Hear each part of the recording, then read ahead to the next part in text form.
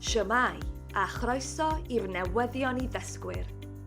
Podlediad i bobl sy'n astudio Cymraeg ac sydd eisiau ymarfer gwrando gyda rai o brif straeon newyddion yr wythnos. I ddechrau, dyma eirfa ddefnyddiol o newyddion yr wythnos hon. Gwaethaf, despite, gwaethaf. Canlyniad, result, canlyniad. Siomedig, disappointing, siomedig. Canmol, to praise, canmol. Gnwneud ei gorau glas, to try their very best, gnwneud ei gorau glas. Agwedd, attitude, agwedd. Cadoediad, ceasefire, cadoediad. Ymgyrchu, to campaign, ymgyrchu. Heddwch, peace, heddwch. Perthynas, relationship, perthynas. Sychder, drought, sychder. Asiantaeth, agency, asiantaeth. Disgyblaeth, discipline, disgyblaeth. Diwygio, to reform, diwygio. Taenlen, spreadsheet, taenlen. Pencadlys, headquarters, pencadlys. Adleoli, to relocate, adleoli. Canolbwyntio, to concentrate, canolbwyntio.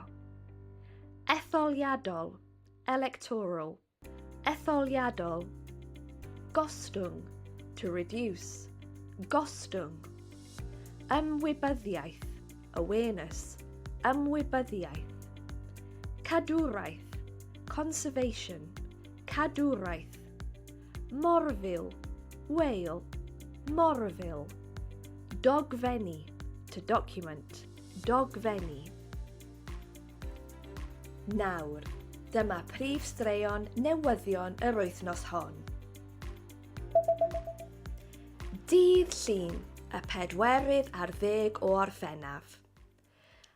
Gwaethaf y canlyniad siomedig yn erbyn Lloegr nos Sul. Yn y newyddion ddydd Llun, roedd llawer o gefnogaeth i dîm pêl-droed Merched Cymru. Canmolodd llawer o bobl waith y tîm yn cyrraedd yr Ewros ac yn gwneud ei gorau glas yn ystod y twrnamaint, ac roedd yn amlwg bod y wal goch dal yn gryf. Hefyd ym maes chwaraeon, roedd newyddion y dydd yn llawn straeon o rowndiau terfynol Wimbledon. Enillodd Iga Swiatek o Wlad Pwyl dwrnamaint y menywod, a Yannick Sinner o'r Eidal oedd pencampwr twrnamaint y dynion. Daeth llwyddiant i'r Deyrnas Unedig yn y dyblau, gyda Julian Cash a Lloyd Glasspool yn ennill rownd derfynol y dynion. Dydd Mawrth, y 15 o Gorffennaf. Digwyddodd cyfweliad ffôn rhwng yr arlywydd Trump a'r BBEC, lle trafodwyd sawl pwnc wahanol. Dywedodd Trump ei fod yn siomedig ag agwedd Putin tuag at gadoediad gyda Wcrain, ond ei fod yn bwriadu parhau i ymgyrchu dros heddwch. Dywedodd hefyd ei fod yn hapus iawn bod gwledydd NATO wedi cytuno i wario mwy ar amddiffyn. Ynglŷn â'i berthynas â'r Deyrnas Unedig, dywedodd ei fod yn hoffi'r wlad yn fawr, yn hoffi'r prif weinidog Keir Starmer, ac yn edrych ymlaen at gyfarfod ar brenin Charles. Clywon ni fwy o newyddion am y tywydd poeth yn achosi problemau sychder ledled y Deyrnas Unedig. Mae miliynau o bobl yn Lloegr wedi cael eu taro gan sychder, ac mae rhannau eraill o Loegr mewn perygl o ddilyn os bydd y tywydd sych yn parhau, meddai asiantaeth yr amgylchedd. Mae rhannau o ddwyrain yr Alban a Gorllewin Cymru hefyd yn cael eu monitro'n agos oherwydd y lefelau dŵr isel, yn ôl cwmnïau dŵr yr ardaloedd hynny. Dydd Mercher, yr 15 o Orffennaf. Clywon ni fod 4 aelod seneddol o'r Blaid Lafur wedi cael ei gwahardd am dorri disgyblaeth y blaid dro ar ôl tro.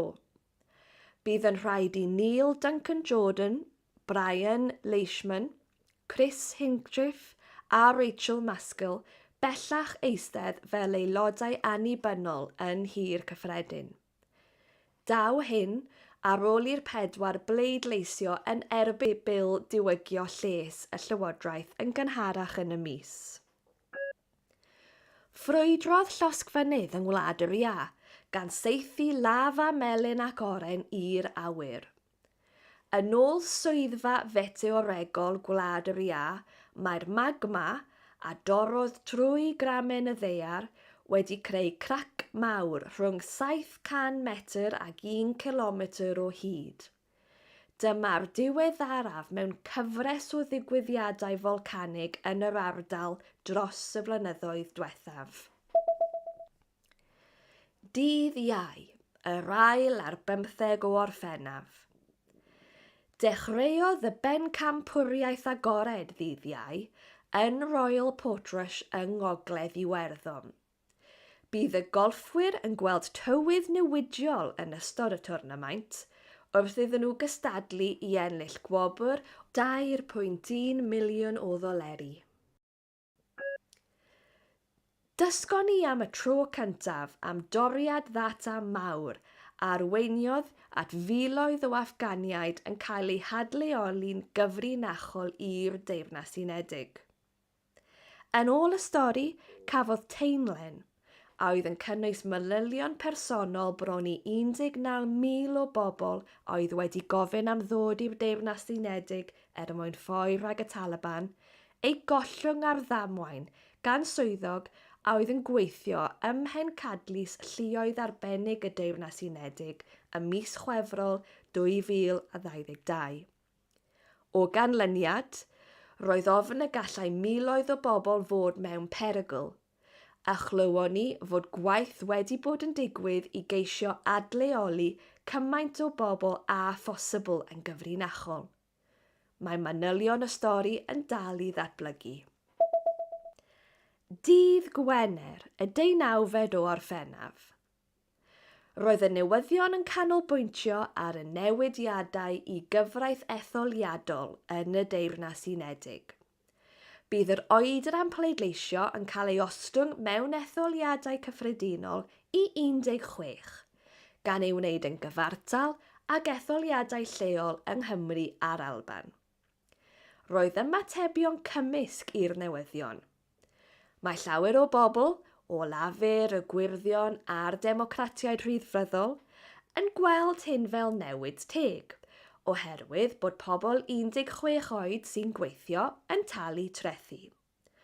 Ond mae eraill o'r ceidwadwyr a Reform yn lleisio pryderon am y newid. Mae 4 dyn ifanc yn cerdded ar draws Cymru i godi arian ac ymwybyddiaeth am gadwraeth morfilod a dolffiniaid. Mae Cai, Ben, Isaac a Joel yn 18 oed, ac fe ddechreuon nhw eu taith o Abertawe i Llandudno ar ôl gorffen eu harholiadau safon uwch. Mae nhw'n dogfennu eu taith ar Instagram ac yn bwriadu creu fideo YouTube o'i profiadau yng Nghymru hefyd. Mae'r grŵp yn defnyddio'r slogan Wales for Wales ar gyfer eu hymgyrch.